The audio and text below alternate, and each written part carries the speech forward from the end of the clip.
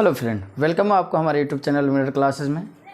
आप जानते हैं कि क्लास 12 का हम लोग चुंबकीय फ्लक्स पढ़ चुके हैं और चुंबकीय फ्लक्स में हमने पढ़ा था सूचकांक। इसका सूचकांक जो होता है फाई होता है, इसको फाई कहा जाता है।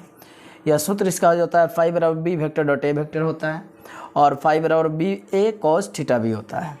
यह कैसी राशि है? यह अदिश राशि है और इसका ऐसे मात्रक क्या होता है? वेबर होता है, या न्यूटन मीटर पर एम्पियर होता है, या टेस्ला मीटर स्क्वायर होता है, या वोल्ट सेकंड होता है। और इसका सीजीएस मात्रक मैक्सवेल होता है और इसका बीमा क्या होता है? एम एल के पावर 2 टी के पावर ए के पावर -1 और टी के पावर -2 होता है। आइए इससे रिलेटेड हम नॉमरिकल क्वेश्चन करते हैं, जिसमें नॉमरिकल क्वेश्चन आपका क्या है, ध्यान दीजिएगा। क्वेश्चन आपका 100 सेंटीमीटर स्क्वायर क्षेत्रफल की एक कुंडली को 100 सेंटीमीटर स्क्वायर क्षेत्रफल की एक कुंडली को 10 के power -1 weber per metre square चुंबकीय क्षेत्र यानी 10 के पावर, यहाँ पे देखिएगा सबसे पहले बोला है कि 100 सेंटीमीटर स्क्वायर क्षेत्रफल, यह क्या हमारा क्षेत्रफल है, कुंडली का क्षेत्रफल है को 10 के पावर -1 चुंबकीय क्षेत्र यानी वेबर पर मीटर स्क्वायर चुंबकीय क्षेत्र में 60 डिग्री के कोण पर रखा जाता है। कितना डिग्री कोण पर? 60 डिग्री के कोण पर रखा जाता है। तो कुंडली से गुजरने वाली चुंबकीय फ्लक्स का मान ज्ञात करें। तो कुंडली से होकर चुंबकीय फ्लक्स का मान ज्ञात करना है। सबसे पहले आप ध्यान दीजिएगा, आंसर आपका क्या होगा। सबसे पहले ये बोला है क्षेत्रफल, किसका क्षेत्रफल है? कुंडली का क्षेत्रफल। तो क्षेत्रफल को हम किससे लिखते हैं? बोलिए, ए से लिखते हैं। तो क्षेत्रफल में ए बराबर हमारा हो जाएगा 100 सेंटीमीटर स्क्वायर। ये हो गया हमारा 100 सेंटीमीटर स्क्वायर, हमारा क्या हो गया? क्षेत्रफल हो गया। 100 सेंटीमीटर स्क्वायर हमारा क्षेत्रफल हो गया। फिर हम जब आगे बढ़ते हैं तो यहाँ पे ध्यान दीजिएगा, दूसरा क्या है बोलिए? चुंबकीय क्षेत्र। तो चुंबकीय क्षेत्र को किससे लिखते हैं? बी से लिखते हैं। तो बी बराबर हो गया हमारा 10 के पावर -1 वेबर पर मीटर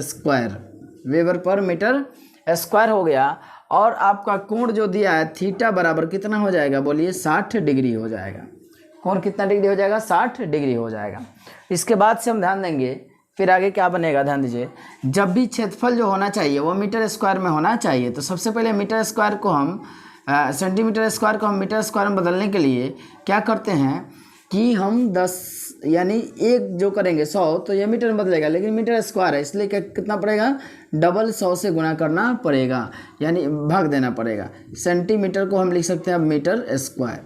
तो एक्चुअल में जेन्युइन क्या हो जाएगा? ये 100 से 100 कट जाएगा और हमारा हो जाएगा 10 के पावर -2 मीटर स्क्वायर हो जाएगा। 10 के पावर -2 मीटर स्क्वायर आपका क्षेत्रफल हो गया। देखिए यहाँ पे जैसे हम जानते हैं कि सेंटीमीटर को मीटर में बदल केवल सेंटीमीटर होता तो हमने क्या किया? 100 से डायरेक्ट भाग देता, लेकिन यहाँ पे सेंटीमीटर स्क्वायर यानी डबल सेंटीमीटर है, इसलिए हमने क्या किया? 100 × 100 यानी 100 से 100 कट जाएगा। ये 100 का मतलब होता है 10 के पावर 2, ऊपर जाएगा तो -2 मीटर स्क्वायर। उसके बाद आपका ध्यान दीजिएगा, बी जो है चुंबकीय क्षेत्र है आपका 10 के power -1 weber per metre square है और थीटा आपका कितना डिग्री दिया है? 60 डिग्री दिया है। फॉर्मूला हम जानते हैं क्या होता है? फाई बराबर बी ए कॉस थीटा।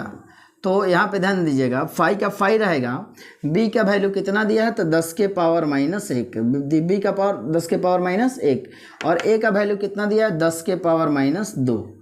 ए का वैल्यू दिया है 10 के पावर -2 गुने आपका फिर क्या हो जाएगा? ध्यान दीजिएगा, कॉस का कॉस रहेगा और थीटा के जगह आपका हो जाएगा 60 डिग्री। थीटा की जगह कितना हो जाएगा? 60 डिग्री। अब फाई बराबर हम cos 60 का मान जानते हैं कितना होता है? 1/2 होता है। cos 60 का मान क्या होता है? 1/2 इंटू 10 के पावर -1 है और -2, ये दोनों जुड़ जाएगा और क्या हो जाएगा बोलिए? फाई बराबर, फिर यहाँ से हम लिखेंगे फाई बराबर 1/2 को हम 0.5 लिख सकते हैं।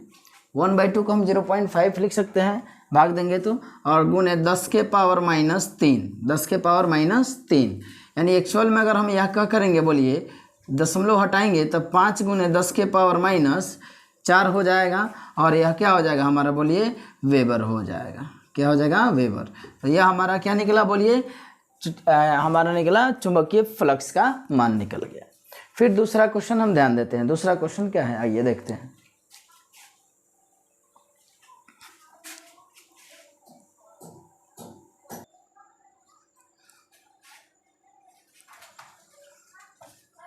चलिए दूसरा नंबर क्वेश्चन क्या कर रहा है, ध्यान दीजिएगा।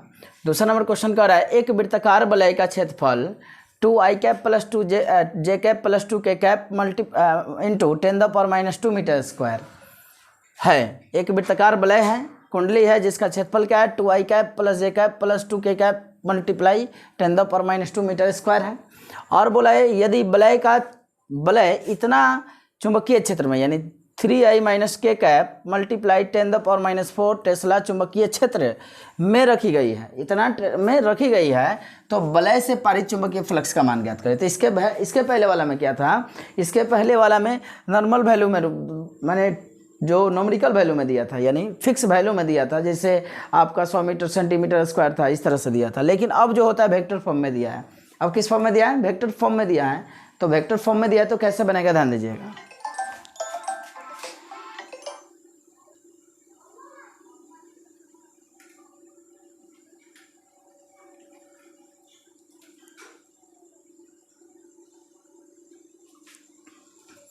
सब हमारा यह वेक्टर फॉर्म में दिया रहेगा तो कैसे बनेगा, ध्यान दीजिएगा।